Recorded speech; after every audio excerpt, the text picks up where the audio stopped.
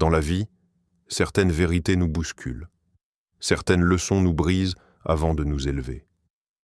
L'islam, dans sa sagesse éternelle, ne nous promet pas la facilité. Il nous montre la voie, à travers les épreuves, vers la lumière. Voici 7 leçons, difficiles à avaler mais capables de transformer ton âme à jamais. Premier, tu seras testé encore et encore. Il y a des jours où tout semble s'écrouler. Tu regardes autour de toi et tu ne comprends pas. Pourquoi toi? Pourquoi maintenant? Tu te répètes que tu fais des efforts, que tu essaies d'être bon. Alors pourquoi autant de douleur? Mais vois-tu, c'est justement parce que tu es aimé que l'épreuve frappe à ta porte.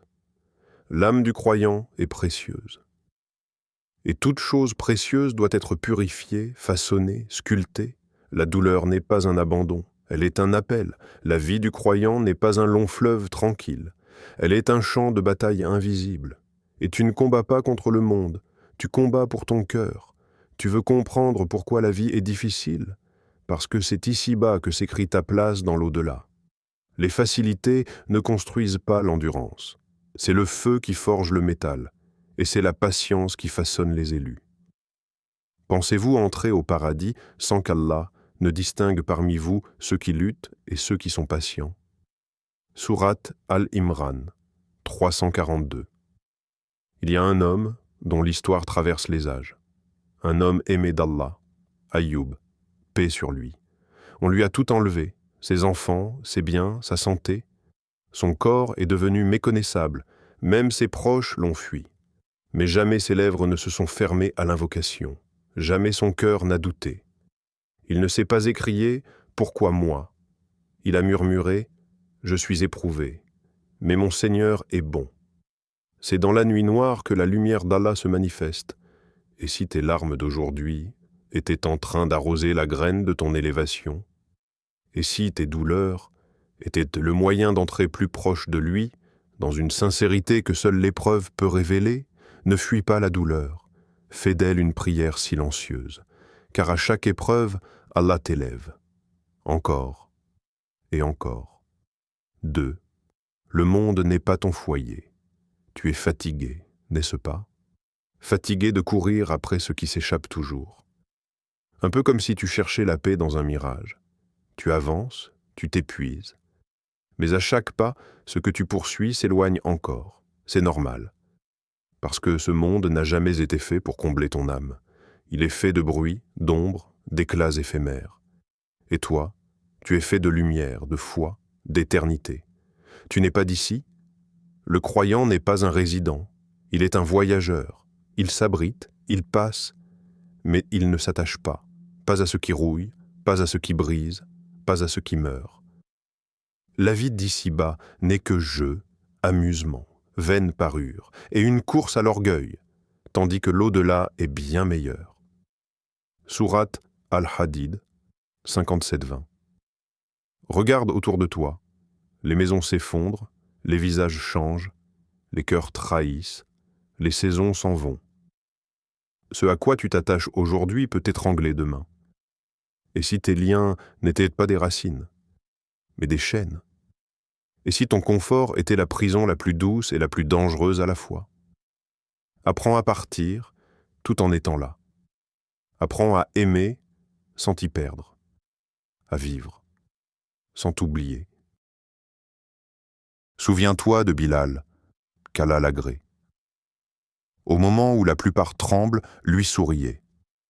Sur son lit de mort, le regard tourné vers le ciel, il disait avec joie « Demain je rencontrerai Muhammad et mes bien-aimés ». C'est ça, la vraie liberté. Quand ton cœur n'appartient plus à ce monde. Quand ta maison est au-delà des nuages. Alors marche léger, ne t'enchaîne pas à ceux qui font. Et chaque fois que la vie te fait croire que tu perds, rappelle-toi, tu ne perds rien de ce qui n'était pas vraiment à toi. 3. Il faut couper pour guérir, tu sais. Il y a des choses qu'on garde en soi, alors qu'elles nous détruisent d'à petit feu. Des personnes qu'on laisse près de nous, alors qu'elles empoisonnent notre foi. Des habitudes qu'on caresse en secret, tout en sachant qu'elles étouffent notre lumière. Mais on hésite, parce que couper fait mal, parce que lâcher, ça fait peur. Mais si tu veux guérir, il faudra trancher. Pas dans la haine, dans l'amour. L'amour de ton âme, l'amour d'Allah. Ce qui te blesse aujourd'hui, cette rupture, cette perte, cette solitude, pourrait être l'incision qui sauve ton cœur de la gangrène. On ne parle pas ici de punition, mais de purification. Peut-être détestez-vous une chose alors qu'elle est un bien pour vous. Sourate Al-Baqarah, de 216. Il faut parfois faire le vide pour que Dieu remplisse l'espace. Une sœur, un jour, s'est retrouvée face à ce choix. Elle avait construit sa vie sur des fondations fragiles, un travail sans baraka, une relation illicite, un style de vie qui plaisait aux gens, mais pas à son créateur. Elle a tout quitté, dans la douleur, les larmes, le doute. Elle a perdu.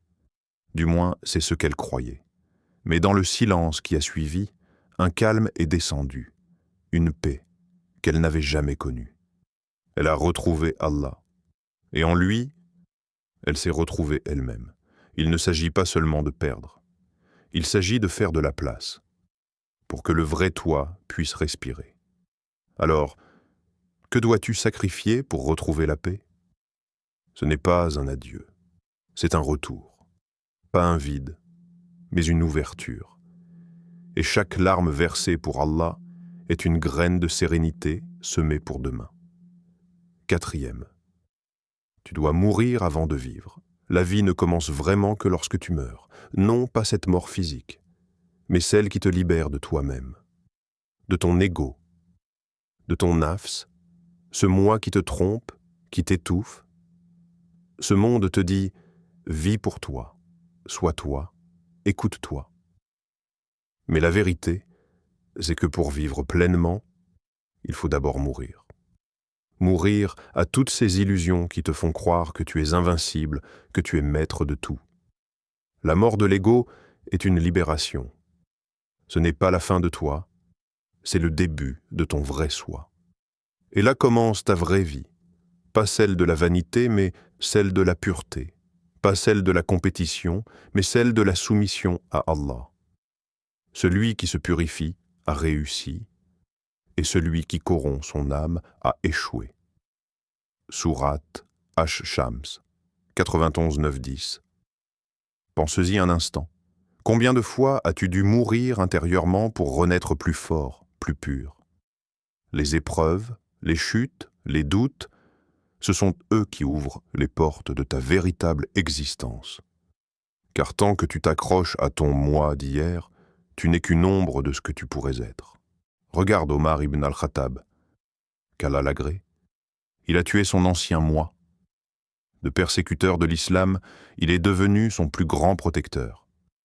Il a brisé ses chaînes intérieures, ses fausses certitudes pour se réinventer. Il a fait mourir ses vieilles croyances, ses anciennes faiblesses. Et dans la lumière d'Allah, il a vu naître un homme neuf, un homme d'action, un géant parmi les géants. C'est ce que la vraie vie te demande, d'éliminer ce qui est en toi de plus faible, de plus éphémère, de plus orgueilleux, et de naître à la foi, à l'humilité, à la sagesse. Alors, quand viendra le jour où tu te sentiras écrasé sous le poids de toi-même, souviens-toi, c'est la chance de renaître. Renaître plus pur, plus clair, plus fort.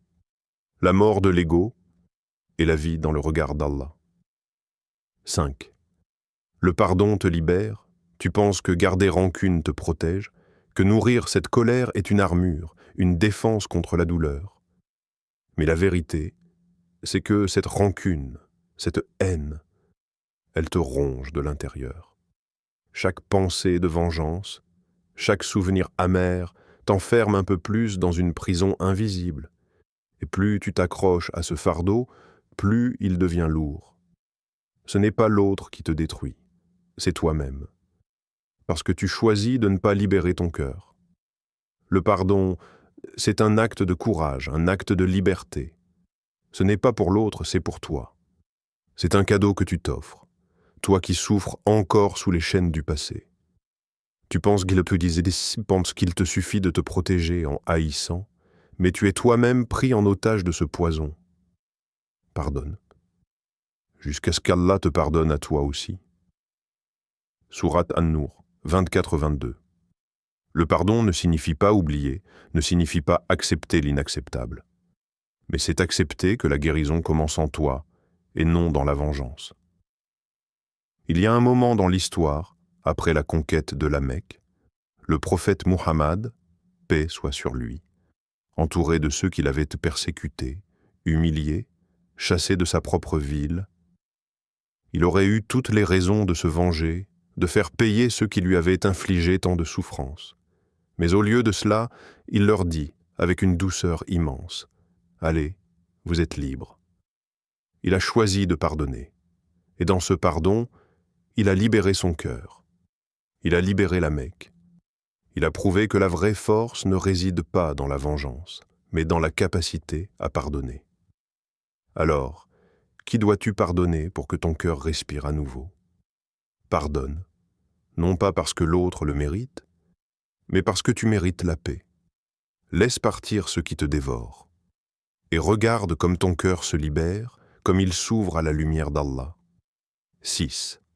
La solitude est un cadeau, tu t'es déjà retrouvé seul et tu as eu peur. Peut-être que cette solitude t'a semblé être une épreuve, un vide qui t'envahit, un désert sans fin.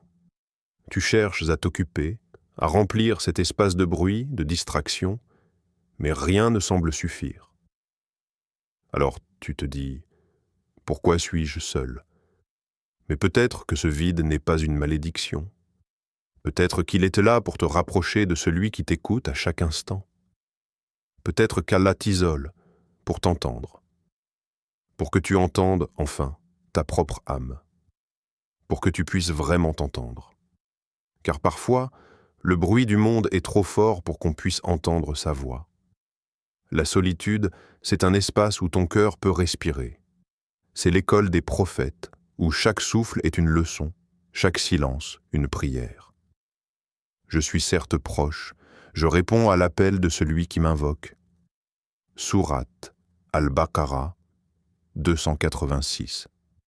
Regarde le prophète Muhammad, paix soit sur lui, dans la grotte de Hira. Il était seul, loin de tout. Mais ce n'était pas une solitude de rejet ni de punition. C'était un rendez-vous divin.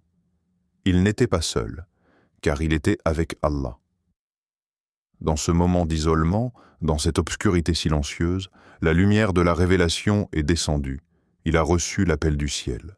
Ce silence est devenu un tremplin pour l'une des plus grandes missions de l'histoire. Alors, que faire de ta solitude?